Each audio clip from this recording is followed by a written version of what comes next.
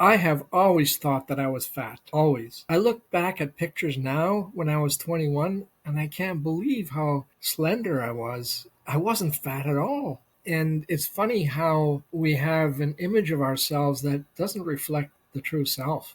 So that's important for people to know. What we think we were and what we think we are is possibly quite different from reality. All right, welcome to the Fit Vegan Podcast. I'm your show host, Maxime Sigouin, and I'm the founder and CEO of Fit Vegan Coaching, a company that is on a mission to help 10,000 people get lean, thrive, and reduce their risk of chronic illnesses by 2033 and 1 million by 2050. I believe that having a fit, healthy body and mind is the foundation to living an incredible life, and this is what the show will give you if you choose to listen and implement. Enjoy the episode and have a great day. All right, good morning, everyone, and welcome to another episode of the Fit Vegan Podcast. Today, I am joined by a Fit Vegan superstar, Werner. Werner, how are you doing today? Oh, not too bad. That put a smile on my face. Superstar, right? Yeah, well, you have become a superstar in the tribe. Obviously, you got great results. So far, you're down 24 pounds approximately, Yeah. but also you got a lot of fans in the group chat and on the group calls with our members. All right, that feels good. Awesome. So excited we get to have a conversation today to dive into kind of what your journey has been like. And so let's just get started with where you were at before you started the program. And let's paint a picture of what your life looked like as well before, like what you do for work, obligations, because there seems to be some type of reason that people think that our members have nothing else to do besides just working out. But I know you have a full life. Yeah. So just get into it. Where were you before you got started? Well, it depends how far back you want to go. I was born in Germany in 1950. Anyway, no, I was in Toronto. Pardon me? I didn't know that. Yeah. Born in Germany, I was 6 months old when we came to Canada, and I made the newspaper headlines in St. John's, Newfoundland, because I took sick on the ship coming over. In the middle of the Atlantic, I developed a bowel obstruction, and I was only 6 months old, and my mother and the doctors on board, the doctors on board gave my mother little hope. They said that I would probably not survive the trip to Halifax. So the captain of the ship took a shortcut and went to St. John's, Newfoundland, and I was taken off the ship and I was operated on there, and I survived. Anyway, long story short. You're a miracle. Yeah, it was. For my parents, certainly. My father kind of dedicated me to God and said, if he's to survive, he's all yours. So yeah, that's not why I got into the ministry, but that certainly, I think, from God's point of view, that's why. Yeah. As far as our weight loss and fitness journey is concerned, I started actually with Dr. John McDougall back in about 2013. It's been around for a while, Werner. yeah, I'm not that old. 2013, I had an appendectomy. And following that operation, I just didn't trust myself to eat any kind of heavy meal. And I went on the internet and did some research and found a guy that survives on drinking juice, vegetable juice. So I thought I'd give that a try, and I drank vegetable juice for a week, nothing else. Made me feel very good. My stomach always felt light, and after I felt like I'd given my internal organs enough time to rest and recuperate, I started getting into just eating whole food plant-based, because in the meantime, I had discovered Dr. John McDougall. I was on his forum. I bugged him I don't know how many times about how come I'm not losing weight, and it's not working for me, and I think that they were frustrated with me. In fact, I got booted off once because I questioned something that, anyway, that's too negative. Yeah. I don't want to get negative about that because I think he's doing a great job, and he's got a tremendous burden to not only get people healthy, but to save the planet. Yeah. But it just didn't work for me, number one, because I was a cheater, and that often made me feel terrible because, when you make a vow to yourself, much less a vow to God, that you're going to do something about this weight. And at my highest, I was like 220. Yeah. For a 5'4" guy, that's like almost wider than you are tall. That's like So, I used to be that weight, but I'm 6'4". So yeah, I can exactly. Yeah, imagine that's condensed. yeah, for sure. And like I was often short of breath. I couldn't keep up. Anyway, I was off and on for years with McDougall. Just never lost. Oh, sorry. One time I finally bit the bullet and I got down to about 156, and Okay. 150 was my target. And I thought, good, I've arrived. And I kind of threw caution to the winds. And being part of church life, I mean, potlucks are, yeah, anyone that has a church background knows about potlucks, where you eating casseroles. And in fact, I was pastor of an English-speaking Chinese congregation in Toronto. I'm telling you, they know how to eat. And we had Yeah. Chinese restaurants all around us, and I loved what's that chicken dish? Uh, General Tao chicken, Yeah. and just rice and chicken and hot sauce, and it was great in terms of the senses. But I just gained all the weight back within like 6 months. Yeah. I'm sure that people who thought that I was being an example for them wondered at my lack of self control, but that was an issue for me. Um, Oddly enough, just a couple of months ago, the same Chinese folks that I used to pastor wrote me and asked me if I would write an 8,000 word article on self control or self discipline. And I Yeah. thought, that's funny you should ask because that's my struggle. And so I sent that article off to them. I worked on it for quite a few weeks. 8,000 words is a lot, actually. Yeah. Uh, for for a sermon, I only do about 4 to 5,000 words. But anyway, getting back to the story of my progress, so I was always off and on. So I started calling myself a flexitarian, and then people would give a knowing nod, they knew what that was. And as long as I'm eating fish once in a while, I'm okay. Yeah. But the thing about making a vow just always bothered me. And it bothered me as well that I didn't have the self control to stick with it, to be consistent. Yeah. Uh, we had a couple of guys in our congregation who were fitness coaches themselves. They worked at Fit for Less, or I'm sorry, Fit for Life. And they coached me on the side for free because I was their pastor. It was a gift from them as far as they were concerned. And we had a gym in our apartment block, and I would go down there maybe twice a week or so, but just didn't put my heart into it. I just couldn't find the key to engage my self discipline. That that bothered me to the day that I met you guys.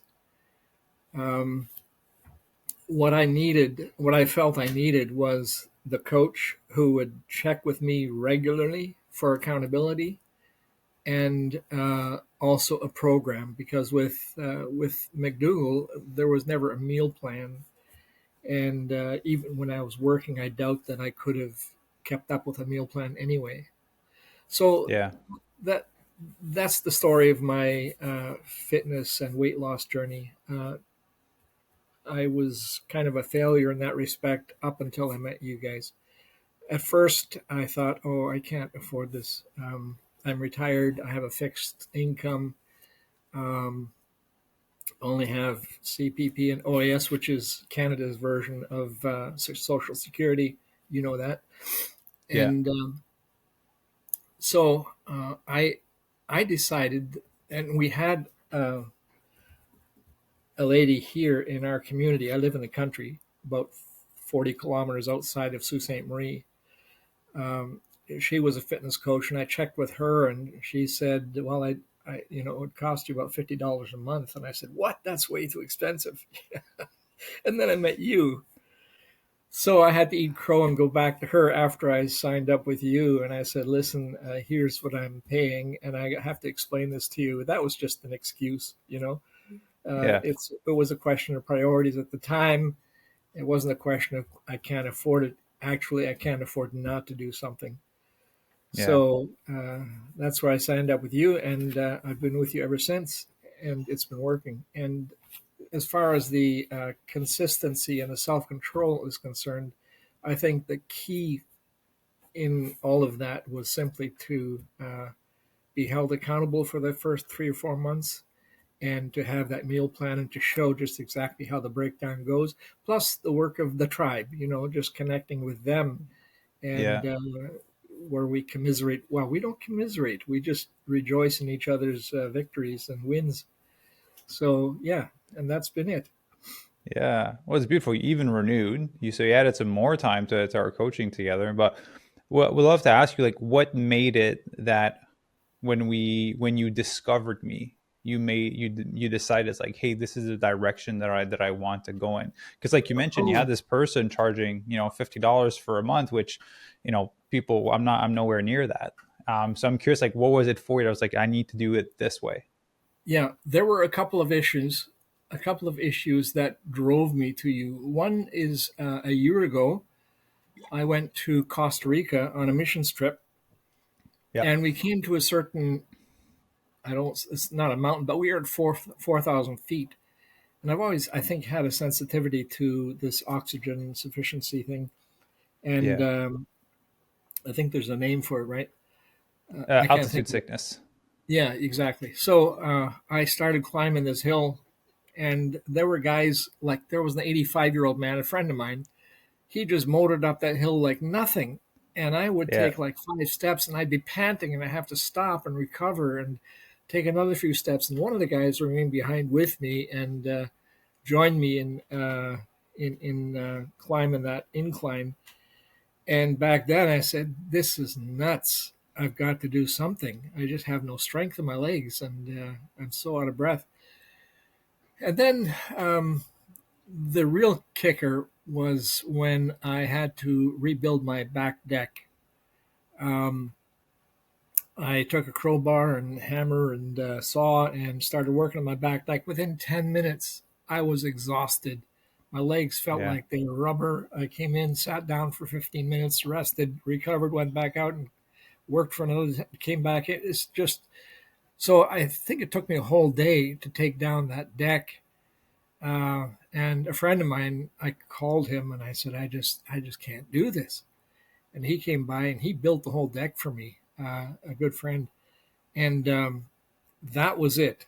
I said, this is it. I'm going to either um, get old and moldy and decrepit and sit in a rocking chair the rest of my life, or I'm going to do something about this. I'm going to recover and build some strength and endurance.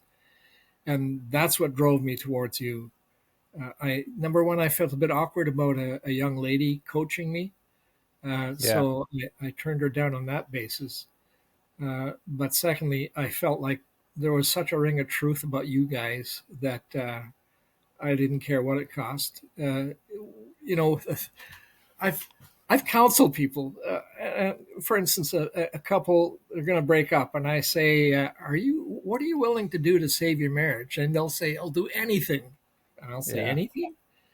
Okay, so I want you to buy a plane ticket. I know this counselor in California, and I want you to Yeah. go down and spend a week with him." Oh no, I couldn't do that. What you just said, you'd do anything. What are you Yeah. willing to pay?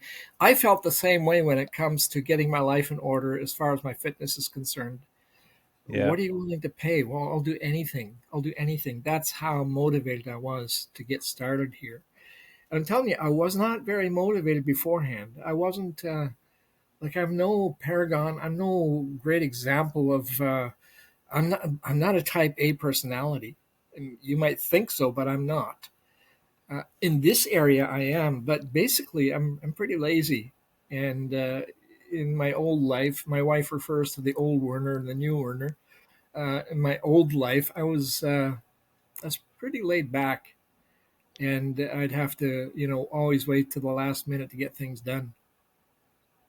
Yeah. Well, I appreciate you sharing that. And it's true, right? Like, what would you be willing to do? Yeah. Um, and just an example that came up is when I was being a caregiver, I was I was moving at a deficit. I was paying over what I was making by about five to $10,000 per month in Wow. cancer treatments. Yeah. And so, Yeah. like, doing what you need to do to help to serve either yourself or the people that you love, like, you do what you need to do, right? Yeah. And Yeah. so it's, yeah, when people tell me that, I'm like, well, like, money is one thing, but I paid it off now, and it's great. But at the time, it's like it's what I needed to do to get the outcome that I was hoping to get. Yeah. And so I'm Yeah. happy that you kind of made that decision for yourself. Before we dive into like the tools and strategies and kind of how the journey was, I have one question for you, because you're a leader in your community, right? You have that position of leadership. I know we had a few conversations about this, but how was it for you to take on this journey one more time in front of your community, in front of your congregation? How Yeah. was that? Um, the folks that are watching this happen, uh, in the very early part of my journey, they didn't say much, and I could tell that they're thinking, "Yeah, yeah, well, we'll see," you know. There goes Um, Werner again. yeah, yeah, he's so impulsive, you know. He jumps on any bandwagon, and maybe my wife even thought that. But in fact, with my wife, I mean, she once said to me, "If don't do this for me, if not for you," you know. She's a bit older than I am, and she says, "I need you around," you know, and Yeah. that kind of shocked me, to even think about being without her or vice versa. So yeah, she was concerned, um, but I think that getting fitter really does have an effect on your brain, clarity of mind. I mean, I feel like I've come out of a long brain fog. Um, so there's that, and yeah, the other thing was just I feel more.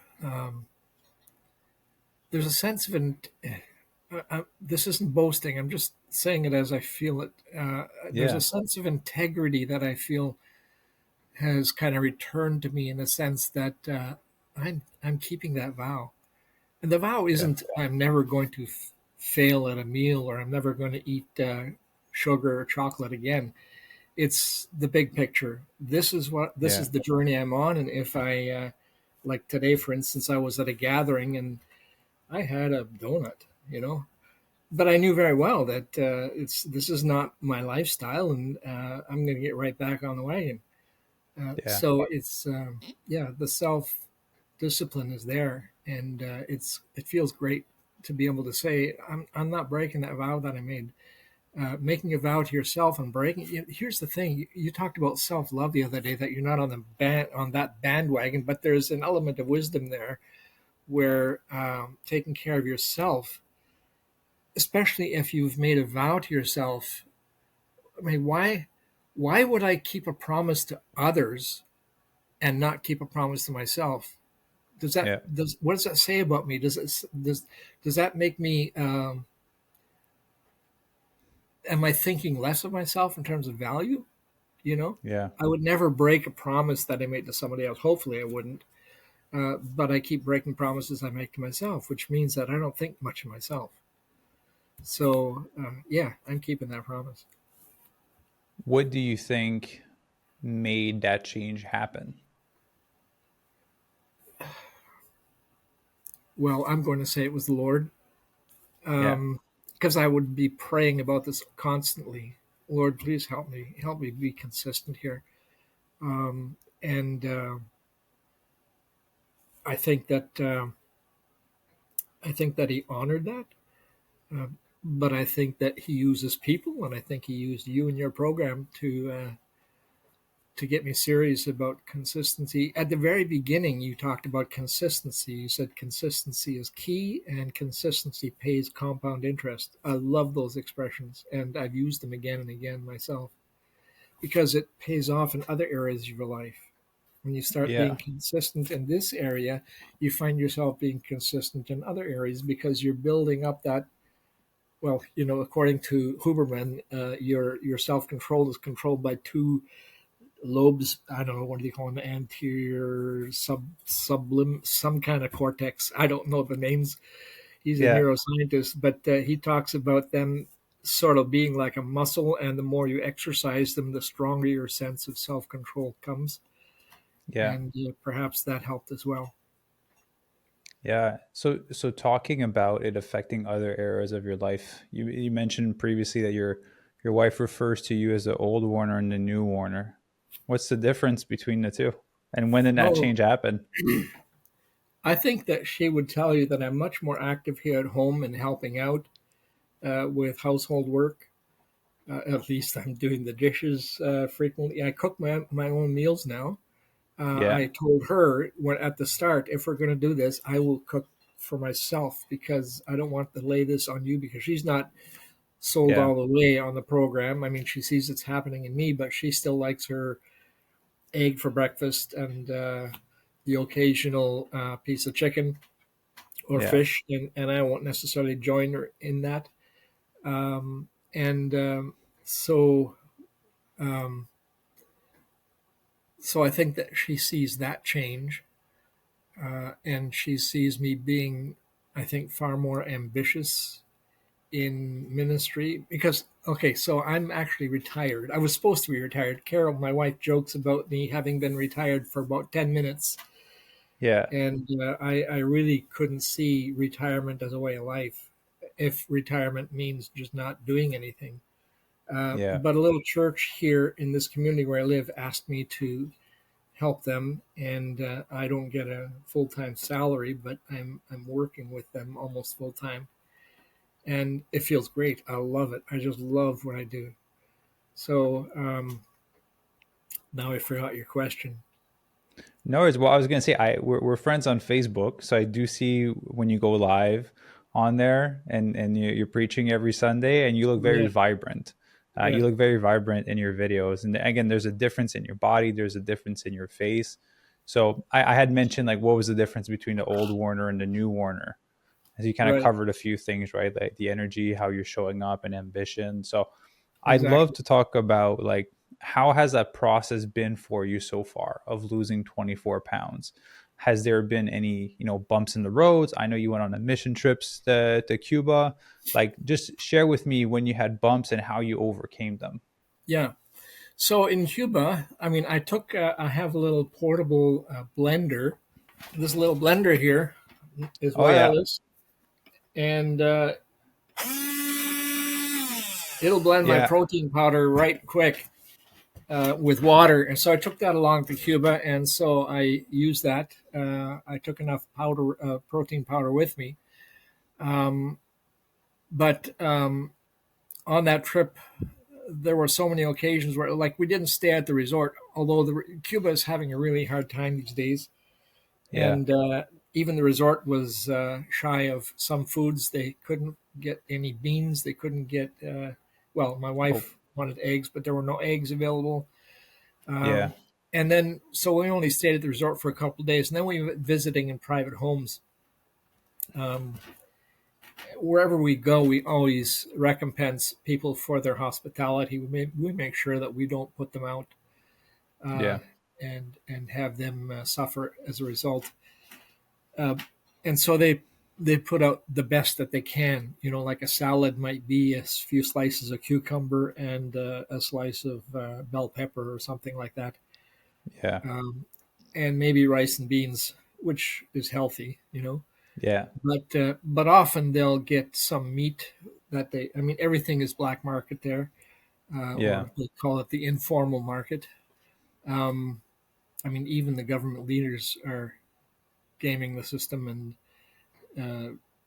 using the black market like crazy, making money off of it.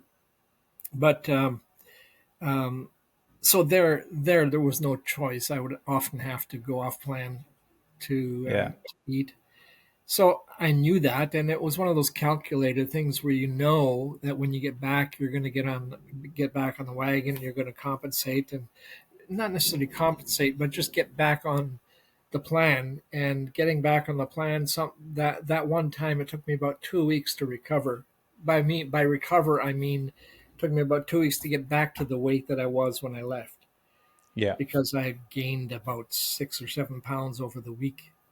By the way, that thing about 3,500 calories per pound, I don't quite believe that. You know, because Yeah.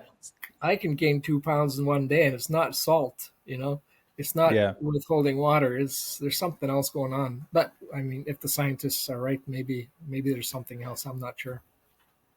Yeah. So So that I that was yeah, one. that was one I'm sorry. trip. that was one trip, and I'm leaving again end of March for 1 week. So we're going to have to go through that again. I'm going to get a little bit better prepared this time, maybe with protein bars and packaged foods that are safe to eat.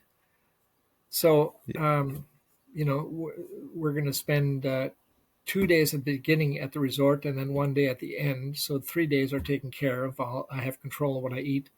As long as we're visiting and I'm a guest in someone's home, I'll have to be careful and tactful about what I eat there. Yeah, and I think that's a beautiful part, right? Is you're learning how to handle what life is throwing your way.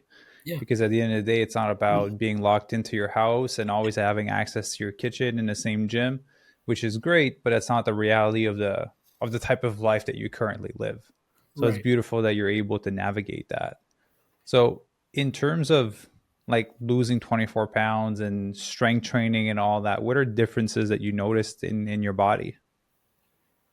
Oh, I'm beginning to see some muscle, whereas before there was no definition, there was no tone, nothing except Yeah. maybe except maybe that wing that flaps down here. Yeah. Uh, there's that. There's that wonderful feeling of waking up and thinking, "Oh, I'm so stiff." That happens. Sometimes I work out and I don't feel sore the next day at all, but then the second day after, That's the I'll feel worst. sore. Like I did just a couple of days ago. I stepped up on a chair. I forget. I don't know whether I was holding a weight on top of that or not, but to this day, I still my butt cheeks are still sore Yeah. from stepping up on my haunches are still sore. So yeah, I love that feeling because something's happening. Yeah. Isn't that weird? Did you ever think that you would enjoy the feeling of muscle soreness? Yeah, yeah. No, I mean there are days where I would not have welcomed it, but these days I worry if I don't feel something, and I Yeah. think, well, Yeah. that was a wasted effort because apparently my muscles handled it no problem. Yeah, exactly. Yeah, and like I tell you guys all the time, like I've been in a constant state of muscle soreness for the past 18 years since I started working out. Oh, So you just get used to it, but it's a sensation that you learn to embrace and kind of see as a positive sign. yeah. Um, I also yeah, learned that, before I started this program, I thought, oh, I don't know if I can do this because I've got joint pain. My knees were aching, my shoulders were aching. I thought maybe I had a rotator cuff problem on my left side. But I learned that, and my feet were constantly sore, yeah, constantly, especially when I would go for long walks. Here, speaking about changes, my wife would walk 5 kilometers and come home and feel just great. I'd walk maybe 2 kilometers and I was done. She would yeah, hike up a hill here at the back behind our house. We have a trail that goes up to a lookout point over Lake Superior. She would hike up that like nothing, and I couldn't get halfway up that hill. yeah, And I thought, this is crazy. My goal is to make that entire hike with her, maybe in the spring. But now I can do that 5 kilometers, no problem. And what I was starting to say is, I learned that often when you're out on that walk, you work through the pain, and by the time you get halfway to your goal, the pain is gone. It's like you're yeah, working it out, you know. yeah. So I don't know whether that's arthritis or what that joint pain was about, but at 73, you just never know. But anyway, I don't have that pain any longer. Yeah. Well, also you're strengthening those muscles around those joints as well, so that helps to remove some of the stressor on the joint, and the muscle is taking more of the load as well, so it could be less painful. So Sure. you brought up that there was the shoulder, there was the feet, there was all these things before you started. Did you have any concerns or apprehensions before started this process? Because ultimately everything is online, right? So I don't know if you've ever done something online before, but did you have any concerns or apprehension when it came to the fitness or the nutrition or the online aspect before you started? Well, first of all, the online aspect is perfect for me because I can fit my own schedule around. I don't have to alter my schedule to meet with you guys, unless it's a Zoom meeting that's scheduled. But even then, I can go back online and pick up the recorded sessions. Yeah.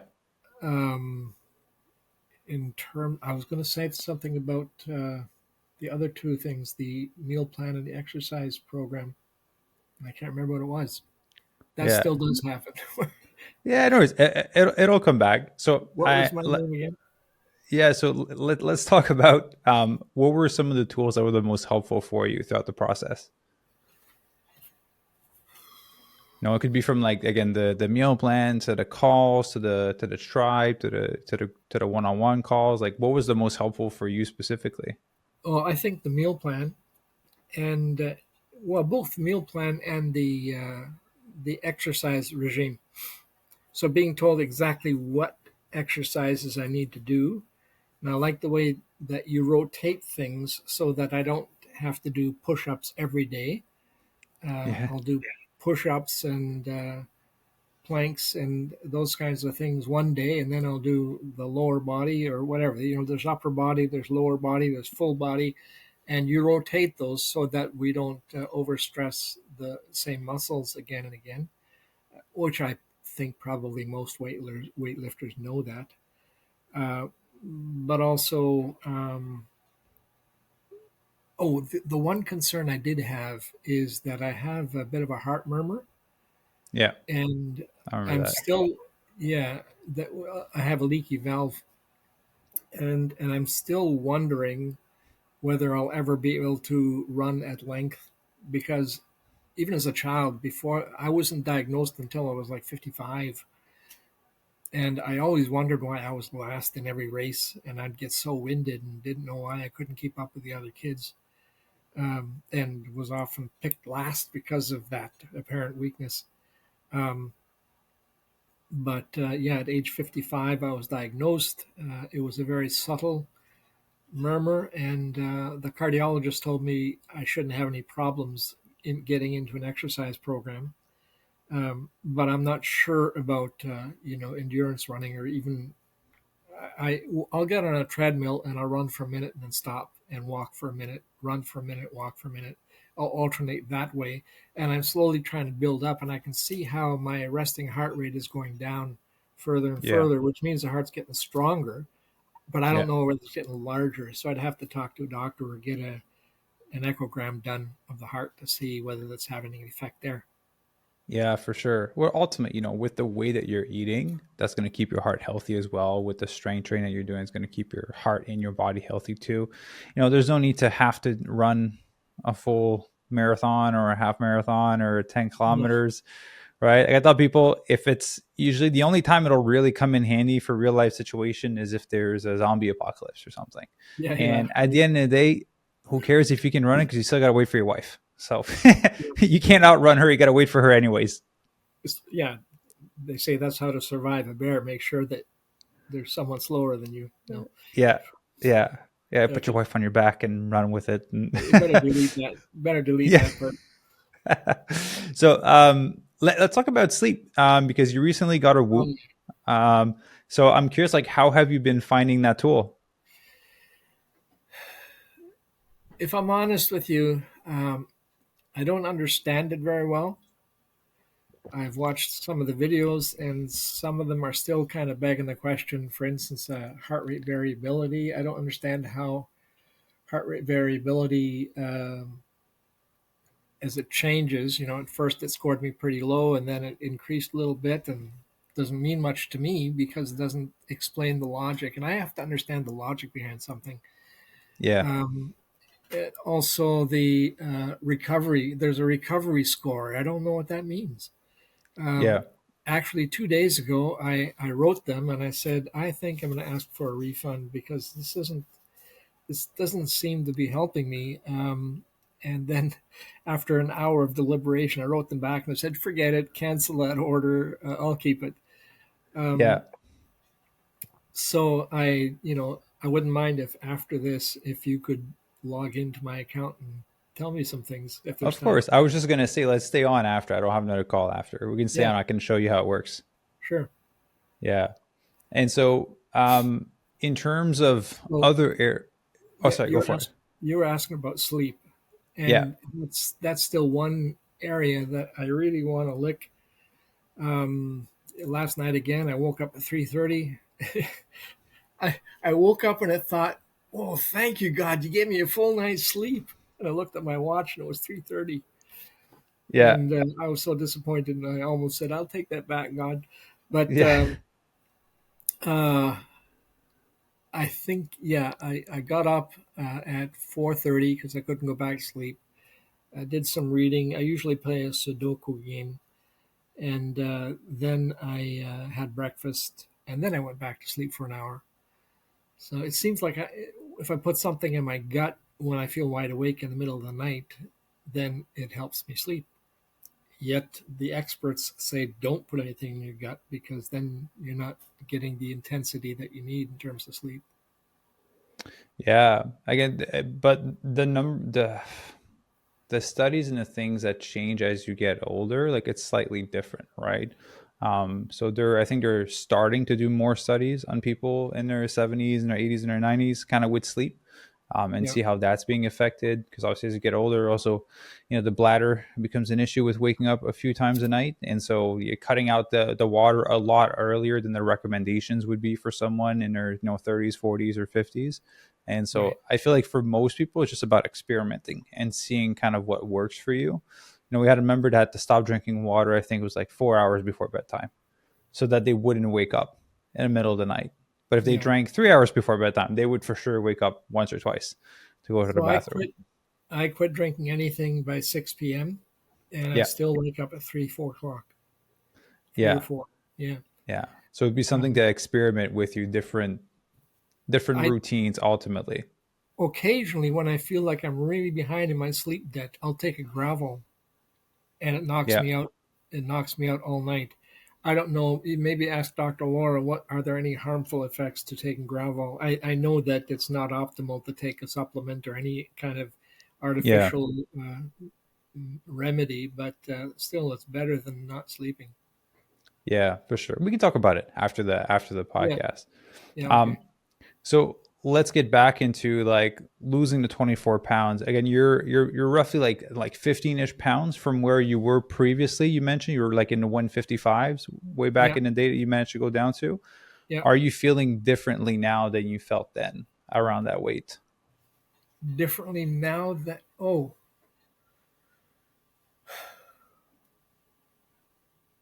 it's been, that was about 10 years ago, and I can't recall how I felt except that, I mean, back then I felt pretty jubilant about attaining that, and Yeah. people were complimenting me, so I was getting dopamine hits from their compliments, I guess. But yeah, that was pretty short lived. Um, Yeah. this time I'm quite confident that I'm going to stick with it. I can't afford to do this again. I mean, Yeah. And ultimately, if I do this again, it's game over. yeah, but ultimately we'll do the reverse dieting as well. So it'll help you Yes. speed up your metabolism after so you can keep the weight off too. Because at the end of the day, what you went through, like you mentioned a decade ago, to go down to that weight is what most people do, right? They have a moment where they're extremely motivated for a short period of time and they do what's necessary to kind of drop the weight. But at the end of the day, is the goal to be light for what, 2 3 months until the weight comes back on, or is the goal to be that light forever? Yeah. So let me fill in some blanks there because as you were talking, it came back to me. One thing that was different is that with the program I was on before, there was no emphasis on protein and there was no emphasis on exercise. I mean, certainly they would say, yeah, go for a walk, etc., uh, get fit, but there was no program. And so all I did was dieting. I Yeah, would walk to my office every day, which was 2 kilometers, uh, but my feet were killing me with that walk. Um, and that just never went away. In fact, I noticed that my feet were often just, I was, I want to call it slurring with my feet. I would drag my feet to work. I would stumble a lot because I wasn't picking my feet up high enough. yeah, Now I feel like I'm a trotter, like or canter, the way horses, yeah. their You action got you got when a pep in your step. exactly. Thank you for that vocab. Um, So now there's an exercise routine and there's the emphasis on protein. Yeah. And I think that the work that you guys have done to discover that this is what kickstarts your metabolism, because my metabolism, I'm sure, was in the basement, because I would, in fact, I followed Andrew Taylor for a while from Australia, who did nothing but eat potatoes for a whole year. And I thought, Yeah. hey, I'll try that. And in the church that I was pastoring, everybody knew that potato was my favorite vegetable. The truth was, there came a time I couldn't look a potato in the eye. For So, sure. Every day for a year. That's a lot of potatoes. but no, I just tried for 1 week, and I Oh couldn't yeah. couldn't couldn't handle it longer than that. But even Yeah. then, he would say it's impossible to not lose weight, because you can't possibly, because of the calorie density thing, you can't possibly eat enough potatoes to gain weight. But You're losing a lot of muscle as well because it's pretty low in protein. So if you are physically active, you're going to lose weight, and some of that weight will be lean muscle mass. So it's not yeah, necessarily like good weight that you yeah. would be dropping if you did that. So when I got Yeah. to 158, it was like I wasn't skinny, but I was still fat. I mean, Yeah. I was slender, but I was still fat. We call it skinny fat. Yeah, yeah, exactly.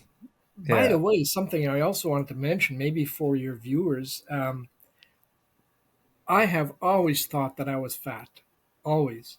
I look back at pictures now when I was 21, and I can't believe how slender I was. I wasn't fat at all. Yeah. Um, and it's funny how we have an image of ourselves that doesn't reflect the true self. Yeah. Um, so that's important for people to know, that what we think we were and what we think we are is possibly quite different from reality. Yeah. Yeah. I've had very similar experiences. I'd look back at photos where I thought where I was a little bit chunkier and then be like, damn, I look good. I should go back to Exactly, that. I was like, I look good exactly. back then. I look back now and I think, oh, that's what my wife fell in love with, Yeah. Whereas previously, I think, why would she ever be attracted to me? Yeah. Yeah. Um, so we'd love to ask you, Warner, like obviously you're still in the midst of the process. We still have more weight that we want to lose. We still have to do the reverse dieting, but has this journey been worth it for you so far? Oh, absolutely, absolutely. I wouldn't trade this for anything, really. Maybe heaven, but short of that, Yeah. I The wouldn't trade only this for yeah. anything. Yeah, yeah. And so I'd love to ask you before we wrap it up, like any words of wisdom that you'd like to share with the listeners, because we have people that are in the program right now. There are people that are considering being in the program. There's people that are just on their own health journey. And from someone that has managed to kind of go through different iterations of yourself and different processes and now having some success, like what would you share with those people? Oh man, I knew that question was coming, and I thought about it. Um, I think that bit about consistency really pays off, and increasingly so the longer that you are consistent. Yeah. The illustration that you use about that paper towel roll, when you take off the first few sheets, you don't notice the difference. But Yeah. the more you take off, suddenly you're beginning to see a difference. Yeah. So, if anyone watching is considering this, man, go for it, because you will be helped by the team, the tribe, by your coaches, and you will maintain a level of consistency that maybe you haven't seen before, and it will make a difference. And it makes a difference for that brain cloud that you feel now if you're out of Yeah. shape. And it's amazing how you kind of wake up. It's like I don't. Did you see that movie? I think it was Robin Williams who depicted that scene where they discovered L-Dopa. No, I don't think I saw that one. Oh man, there's a whole ward full of patients who are under, like, it's a mental illness that they had, whether it was senility or whatever. But they used these people as a trial to see what this L-Dopa drug would do, and they all woke up and they all partied, and they're talking normal and everything, and then when they quit the trial, they all slipped back into their coma, almost their brain fog, and that's kind of how I felt after a certain uh, after a few weeks of doing this. I felt Yeah. like, whoa, I've woken up after a long period of brain fog. So consistency really helps, and physically, um, it feels great. The only concern I have is what I'm going to do with all that leftover skin. I feel like the pancake boy, where, where I've got this. I'm going to have to hide it under my shorts now or my trunk because I don't, Yeah. don't think I'll be able to afford plastic surgery. Yeah. Well, some of it will tighten a little bit, but yeah, depending on how much weight you had on before and you lose, it's a lot better to have loose skin than to have it filled with body fat, Oh, right? exactly. Yeah. Yeah. Yeah. Yeah. Well, beautiful, Warner. I really appreciate you for taking the time to record with me. Thank you for the words of wisdom. I know that people really benefited from the episode. And for everyone listening, there's some gifts down below for you for free.